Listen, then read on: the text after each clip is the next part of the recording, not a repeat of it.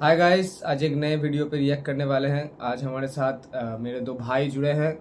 इन लोगों ने रिएक्ट करने वाले हैं इंडिया सीक्रेट फोर्टिंग village north east India by Kanishk Gupta. ये एक वीडियो है नॉर्थ ईस्ट इंडिया के बारे में।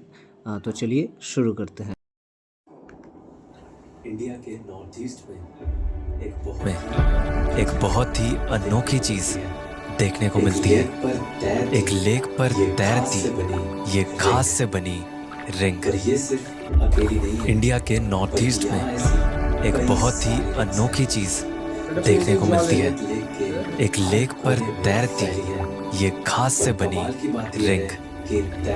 पर ये सिर्फ अकेली नहीं है, बल्कि यहाँ ऐसी कई सारी रिंग्स हैं जो इस खूबसूरत लेक के हर कोने में फैली हैं।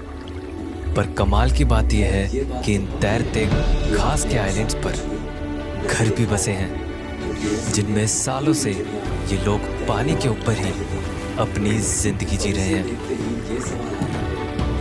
खैर, ये बात तो पक्की है कि आपने ऐसा कुछ भी नहीं देखा होगा, क्योंकि ऐसी लेक पूरी दुनिया में कहीं और है ही नहीं। और इसे देखते ही ये सवाल आता है कि ये घास इस लेक पर आई कैसे, और ये टूटती क्यों नहीं? क्या ये सब नेचुरल है? और इन्हीं सब सवालों के जवाब ढूंढने और इन आइलैंड्स पर तैरती जिंदगी को समझने मैं आया हूँ इस अनोखी और खूबसूरत जगह में। ये है इंडिया के मणिपुर की लोकतक लेक।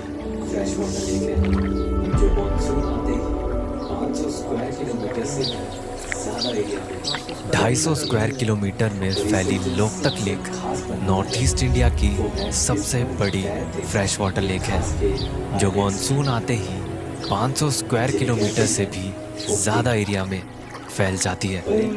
पर इसे जो सबसे खास बनाता है वो है इस पर तैरते ये घास के आइलैंड्स, जिन्हें कहते हैं फुमदी। पर इनको समझने के लिए इन्हें ऊपर से नहीं, बल्कि इनके ऊपर आकर ही देखना पड़ेगा।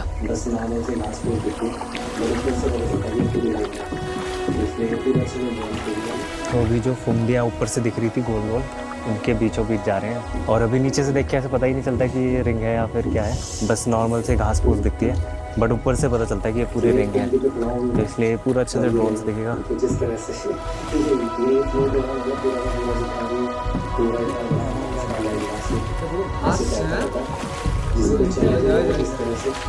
तो ये फुमदी पे खड़ा हूँ भी मैं, और ये देखो कुछ इस तरह से ये हिलती है, ये फ्लोट हो रहा है। मतलब पूरा का पूरा जितना भी पूरा इतना बड़ा घास का लैंड मास ये ऐसे तैरता रहता है, जिस पे चले तो वो इस तरह से दलदल की तरफ फील होता है। और इसी फुमदी की ज़मीन पे यहाँ पे कहीं कहीं घर भी बने हुए हैं। और ये पूरे की पूरी तरह से नेचुरल है। जो फुमदियाँ हैं, जितनी भी ये सारे वेजिटेशन, जितने भी ये घास के लैंडमार्क तैर रहे हैं लोकतक लेक में, सारे के सारे नेचुरल हैं। और ऐसा यहाँ पे इस तरह का यूनिक नेचुरल फिनोमेना देखने को मिलता है, बहुत ही खूबसूरत है। जो भी फुमदी आप यहाँ देख रहे हैं वो सिर्फ उसका 20% हिस्सा है, क्योंकि असल में फुमदी का 80% से ज़्यादा पार्ट पानी के अंदर छुपा होता है। वैसे तो फुमदी नेचुरली बनती है और इनकी कोई फिक्स शेप भी नहीं होती, लेकिन जो गोल गोल फुमदी के रिंग आपको दिख रहे हैं वो यहाँ के लोकल लोगों ने खुद बनाए हैं। ये लोग फुमदी को काटकर रिंग या सर्कल की शेप देते हैं ताकि उन्हें फिशिंग करने में आसानी हो। और ऐसी स्पेशली बनाई फुमदी को अत्तपम कहते हैं। पर अगर फुमदी नेचुरल है तो सवाल तो ये है कि ये बनती कैसे है। दरअसल फुमदी एक तरह का फ्लोटिंग मैट या चटाई है, जो ऑर्गेनिक चीज़ें जैसे कि घास, मिट्टी और सूखे पौधों से मिलकर बनती है। क्योंकि जब फुमदी इन ऑर्गेनिक चीज़ों की लेयर से बनती है तो उनके अंदर कुछ एयर पॉकेट्स भी बन जाते हैं, जो इसे तैरने में मदद करते हैं। पर सबसे हैरानी वाली बात तो ये है कि इस तैरती फुमदियों पर एक पूरा का पूरा गांव ही बसा है, और मैं अभी उसी फ्लोटिंग विलेज में जा रहा हूँ। पर वहाँ जाने के लिए नियरेस्ट रोड या मेनलैंड से 1 घंटे का टाइम लग जाता है, क्योंकि विलेज लेक के बीच में है और जाने का जरिया है सिर्फ एक बोट। बल्कि जाने का रास्ता भी आसान नहीं है, क्योंकि ये तैरती फुम्दियाँ अपनी जगह भी बदलती रहती हैं और रास्ते को ब्लॉक भी कर देती हैं। तो इसलिए कभी कभी इनके बीच से निकलने के लिए बोट से ही बैम्बू की मदद से इन्हें धक्का दिया जाता है। और ऐसे ही कई बार रास्ता क्लियर करने के बाद आता है ये खूबसूरत फ्लोटिंग विलेज।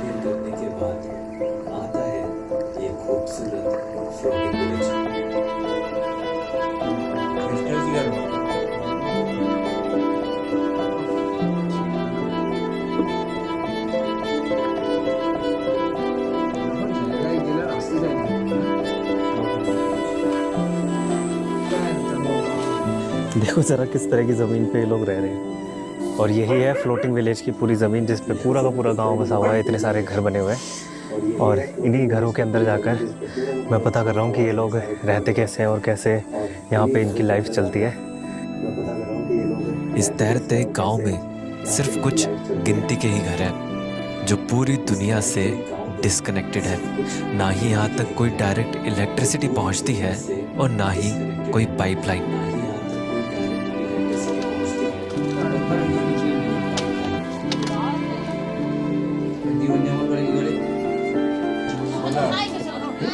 Hello hello. तो अभी जैसे आप ये पूरा का पूरा घर देख रहे हैं, पूरा बैम्बू से इतना बड़ा एक घर का स्ट्रक्चर तैयार किया हुआ है। और नीचे जो पूरा का पूरा बेस है वो भी बैम्बू से बना हुआ है। फिर बैम्बू के ऊपर इन्होंने लकड़ियाँ लगाई हुई हैं। तो नीचे बैम्बू बिछाने की वजह ये है क्योंकि बैम्बू फ्लोट कर सकता है, इसलिए पूरे घर की फाउंडेशन में इन्होंने बैम्बू यूज़ किया है। तो इस तरह से पूरा ये बांध के कर रखा है, कुछ ठोका भी नहीं है, बस ऐसी गांठ बांध रखी है। इतना टेम्परेरी स्ट्रक्चर है पूरे घर का, बस ऐसी गांठ बांध कर पूरा का पूरा एक इतना बड़ा घर खड़ा कर रखा है, जिसमें वो किचन है, ये बेडरूम तैयार है पूरा का पूरा, और ये बीच में हॉल है जहाँ पर लोग बैठते हैं।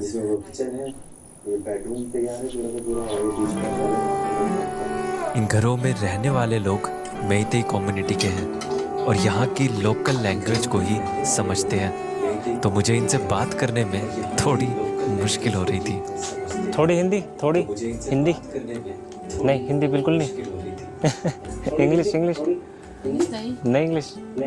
और वो क्या है वो सामने, ये क्या मछली पकाना। इसीलिए कुछ चीज़ें मुझे गाइड भैया से ही पूछनी पड़ रही थी।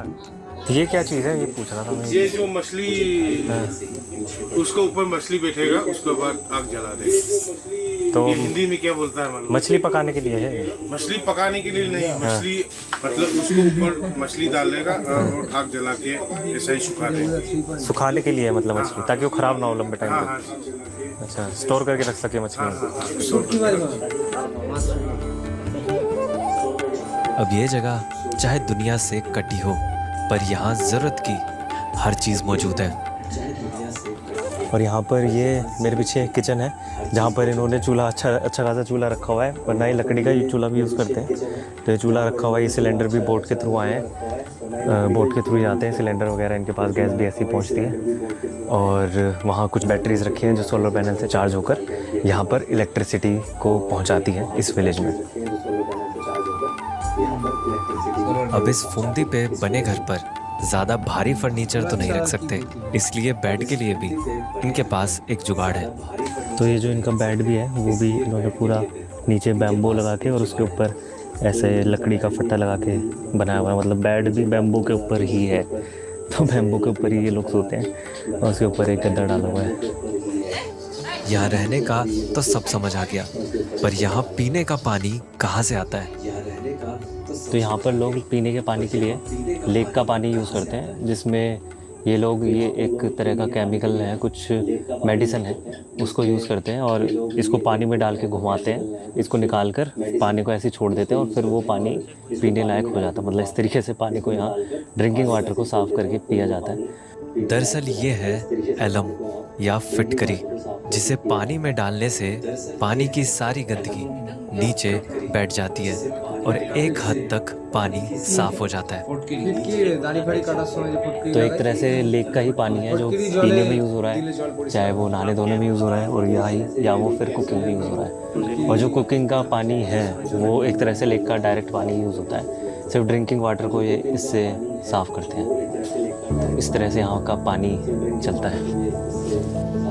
और घर के साथ में ही एक टॉयलेट भी है, जो कि है एक तरह का बायोडाइजेस्टर टॉयलेट, जिसे इन घरों में एक एनजीओ ने लगवाया है ताकि इससे लेक गंदी होने से बच सके। ऐसे ही कई जुगाड़ लगाकर यहाँ पर जिंदगी चल रही है और एक जुगाड़ इस दलदल जैसी ज़मीन पर चलने के लिए भी है।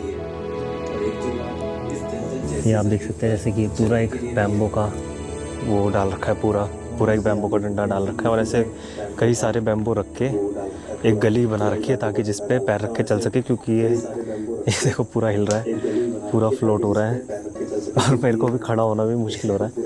इस तरह से ये इस तरह की ज़मीन है और यहाँ पर लोग रह रहे हैं, पता नहीं यार कैसे।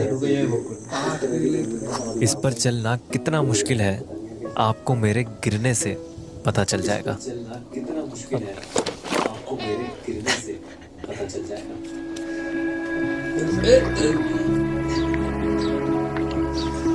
फुमदी पर रहना तो एक बात है, पर क्या होगा अगर यहाँ कभी बाढ़ आ जाए? क्या ये फुमदी हमेशा ही तैरती रहेगी? इन सवालों का भी जवाब है, पर उससे पहले आपसे एक ज़रूरी बात कहनी है। मुझे ऐसे ही सोलो ट्रैवल करते हुए अकेले ही बहुत कुछ मैनेज करना पड़ता है, शूट से लेके ट्रैवल तक, छोटे बड़े सब काम। और कभी कभी तो सच में बहुत मुश्किल हो जाता है अकेले ही सब कुछ करना। बिल्कुल वैसे ही जैसे अपना कोई जब स्टार्टअप या बिजनेस शुरू करना हो तो स्टार्टिंग में सब कुछ अकेले ही मैनेज करना बहुत मुश्किल हो जाता है, लेकिन अब उस मैनेजमेंट को आसान उर्दू कर सकता है, जो कि बिजनेस मैनेजमेंट प्लेटफॉर्म है, जहाँ बहुत ईजिली बिजनेस के हर काम को करने के लिए एक स्मार्ट ऐप मिल जाएगी। चाहे आपको अपनी ई-कॉमर्स वेबसाइट बनानी हो या फिर उस वेबसाइट से प्रोडक्ट सेल करने के लिए उनकी मार्केटिंग करनी हो और सेल होने के बाद इनवॉइस जनरेट करना हो, ये सब कुछ ओडू के ऐप से एक ही जगह से मैनेज कर सकते हैं और अकेले होकर भी एक टीम की तरह बिजनेस संभाल सकते हैं। और सबसे अच्छी बात तो ये है कि ओडू हमारी ग्रोथ के साथ ग्रो करता है, इसलिए इनकी कोई भी एक बिजनेस ऐप को लाइफ टाइम तक फ्री में यूज कर सकते हैं और बाद में अगर बिजनेस ग्रो करता है तो वो लाइफ सब्सक्रिप्शन ले सकते हैं। तो फिर बिजनेस को ग्रो करने के लिए ओडू को ट्राई करना बनता है।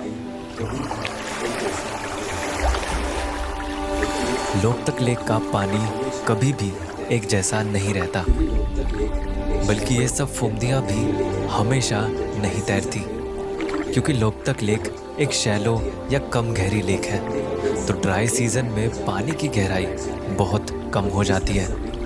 तब फुमदी का बेस लेक बेड पर जाकर बैठ जाता है, बल्कि इसका ज़मीन पर बैठना भी ज़रूरी है, क्योंकि ऐसे ही ये मिट्टी से न्यूट्रिएंट्स सोख कर फ्रेश होती रहती है। फिर जब बारिश का सीज़न आता है तो लेक का पानी बढ़ जाता है और फुमदी दोबारा तैरने लगती है और ये साइकिल बार बार चलती रहती है। इसी तरह लोकतक लेक की फुमदी अपना यूनिक इकोसिस्टम संभालती है और बनाती है दुनिया की अकेली फ्लोटिंग लेक।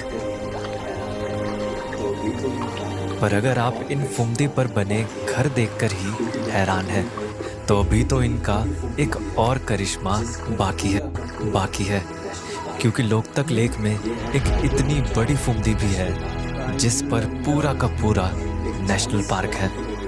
ये है कायबुल लमजाओ नेशनल पार्क। एक 40 स्क्वायर किलोमीटर की फुमदी पर दुनिया का अकेला फ्लोटिंग नेशनल पार्क, जिसके अंदर जा तो नहीं सकते पर इसे दूर से देख सकते हैं। वैसे तो इस पार्क में कई जानवर रहते हैं, पर यहाँ एक ऐसी डियर की स्पीशीज भी है जो दुनिया में कहीं और नहीं है, संगाई डियर। ये खूबसूरत डियर मणिपुर का स्टेट एनिमल भी है। ये बात तो हुई फुमदी की, पर लोकतक लेक के अंदर कई तरह की फिशेस भी रहती हैं और यहाँ फिशिंग करना इन फ्लोटिंग आइलैंड्स पर रहने वाले लोगों की ज़िंदगी का एक अहम हिस्सा है। और इस अनोखी लेक में मछली पकड़ने का तरीका भी अनोखा है। जिस फुमदी से ये लोग रिंग बनाते हैं उसमें चारों ओर एक नेट भी लगाया जाता है। और ये जितना भी फिश नेट है इसको पूरा नीचे अंदर तक पूरे एकदम जो इसकी डेप्थ है ना लेक के एकदम बेड तक पहुंचाते हैं बांस की मदद से।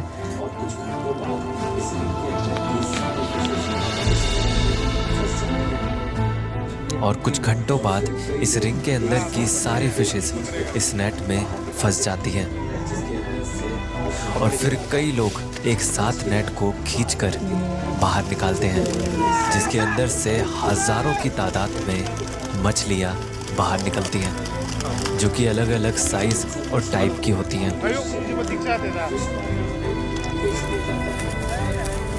फिर इन सब मछलियों को आगे शहर की फिश मार्केट में बेच दिया जाता है। और ऐसे ही फ्लोटिंग विलेज पर रहने वाले लोगों की गुजर बसर होती है, जिनमें से कुछ लोगों का ये इकलौता कमाई का जरिया है। इसीलिए लेक में फिशेस की पॉपुलेशन को मेंटेन रखने के लिए फिशर्स यूनियन ब्रीडिंग सीजन के दौरान फिशिंग को कम कर देते हैं।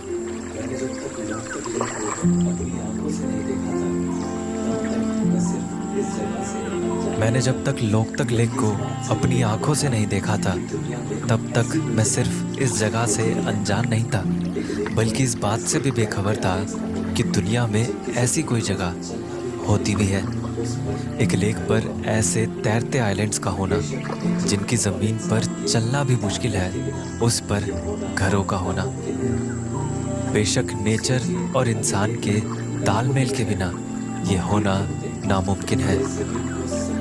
सोचिए अगर ये घर बैम्बू के बजाय कंक्रीट के होते, या इस ज़मीन को सख्त बनाने के लिए इसे सीमेंट और पत्थर से बदल दिया जाता, तो शायद लोकतक लेक अपनी असली खूबसूरती खो चुकी होती। लेकिन यहाँ के लोगों ने लेक को बदलने के बजाय अपने आप को बदला है। इसकी वजह से ऐसे मुश्किल हालातों में भी यहाँ जिंदगी चलती रहती है, क्योंकि शायद ये लोग समझते हैं कि नेचर हमारी नहीं है, बल्कि हम खुद नेचर के हैं।